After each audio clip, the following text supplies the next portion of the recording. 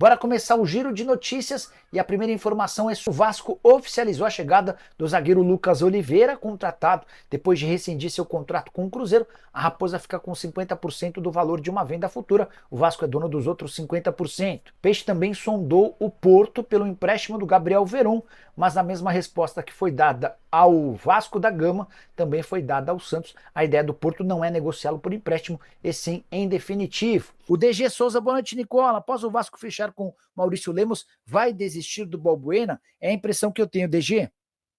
Até porque saíram dois zagueiros, né? O Léo Pelé e o Maicon, e chegaram três zagueiros. O Lemos, empréstimo até o fim da temporada, o Vasco assume 100% dos salários. O Oliveira, que já foi anunciado nessa quarta-feira, também já havia um acordo com o Lucas Freitas, ex-zagueiro do Palmeiras. Pode dar mais detalhes sobre Payet e Verratti, como é que está a situação deles? Sobre o Payet, a ideia do Vasco é estender o contrato do francês, que se encerra na metade do ano, mas para estender o vínculo, o Vasco gostaria que o Payet aceitasse uma redução salarial. Sobre o Verratti, o Vasco alega que o Verratti já tem um salário alto. Antes de ir embora do Vasco, a 777 dobrou o valor do Payet e garantiu também 9 milhões de reais em bônus, de acordo com algumas metas a serem alcançadas na temporada. Até por isso, o Vasco entende que não há motivo nenhum para aumentar o salário. O Verratti tem especulado possibilidade de saída, conversando com gente da Major League Soccer, também foi procurado pelo pessoal do Corinthians, porque o Ramon Dias gosta demais dele, mas o Corinthians só vai pensar no centroavante se o Yuri Alberto for embora, algo que hoje parece bem pouco provável. O Bahia fez proposta pelo Léo Jardim. Quais as chances dele vir?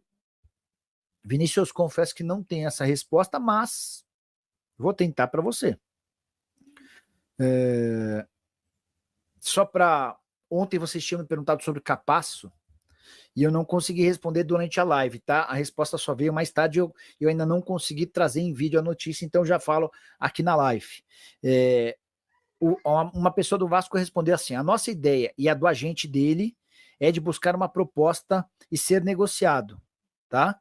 Para nós, pois ganhamos algum valor, e para o atleta que quer trocar um ano de contrato no Vasco por pelo menos ou 2 ou 3 em outro clube. Então, acho que ficou bem explicado, né? Tanto o jogador com seu agente e o Vasco pretendem que o Capasso seja negociado. Vamos ver se a gente consegue alguma resposta por aqui, já atualizo vocês também. Pode atualizar sobre o caixa do Vasco em decadência após a 777? O DG eu ainda nem consegui publicar em vídeo, mas ontem eu estava trazendo alguns detalhes que são importantes. Quando essa diretoria assume o Vasco, ela assume um clube que tinha em pendências, em dívidas vencidas com outros clubes do mercado, 55 milhões de reais. Eu estou buscando aqui, ó, só para trazer o número direitinho, né? Não é legal a gente... Mas vamos lá, ó. Quer ver, ó? Aqui, ó. 51 milhões de reais em dívidas vencidas com outros clubes, 5 milhões e meio de reais com dívidas vencidas com atletas do elenco. Isso aqui já tinha passado, isso sem contar dos outros parcelamentos todos, né? Aí ainda surge 2 milhões de euros para você pagar pelo João Vitor ao Benfica, porque o time não foi rebaixado, e enfim, essas coisas todas. E aí, só para piorar, havia a promessa de que a 777 faria até setembro do ano passado um aporte de 270 milhões de reais. Como na justiça decidiu-se pela saída da 777, não houve aporte nenhum. Então o que os caras estão fazendo é tentar pagar incêndio com dinheiro que surge do nada e com receitas novas, mas tudo muito aquém daquilo que o Vasco merece, né? Carlos Pereira, salve Jorge, quanto é que a venda da SAF do Vasco, quanto à venda da SAF do Vasco, há outros interessados que possam potencialmente efetuar uma proposta? O Vasco tenta, toda vez que fala sobre o tema, o Vasco adota toda a cautela do mundo, né? Até porque várias dessas negociações preliminares, elas são cercadas por conta daquelas cláusulas de confidencialidade. O Marinacos tornou público o interesse no Vasco. Ele admitiu em uma entrevista a uma TV inglesa que discute com o Vasco a possibilidade da compra do clube, em estágio inicial. Está na fase de diligência. O que é diligência? É quando o possível investidor recebe toda a documentação e analisa. Quanto é que o Vasco fatura por temporada? Quanto é que o Vasco deve? Quanto é que o Marinacos precisaria gastar? quanto é que são como é que fica a questão envolvendo a 777 e a questão na justiça. Tudo isso está sendo avaliado. Existem, segundo o Vasco, outros 3 interessados, mas confesso para você que eu não tenho a menor capacidade de te dizer em que estágio estão os outros negócios, tá?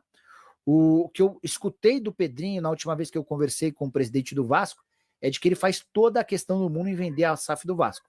A única preocupação é de que ele venda para um investidor com capacidade financeira, com conhecimento de futebol e que não possa abandonar o clube do nada, como aconteceu com a 777, apesar da questão da justiça que tirou a 777, o Pedrinho entende que isso precisou ser feito porque a 777 estava abandonando o barco, tá? Agora há pouco vocês tinham perguntado para mim se o Vinícius Falcão, Nicola Bahia fez proposta pelo Léo Jardim, quais as chances dele vir? Não fez proposta, tá? O Vasco já deixou bem claro, antes mesmo de qualquer oferta, que não vende o Léo Jardim para o Bahia. A relação entre as diretorias é boa. E aí, só para completar, o Vasco já discute há alguns dias a renovação do contrato com o Léo Jardim por 4 temporadas. Então, assim, ó, não tem proposta, mas o Vasco já se antecipou, diante da boa relação entre os dirigentes, para falar, ó, nem faz proposta porque não vai ter negócio, a gente não vende o Léo Jardim.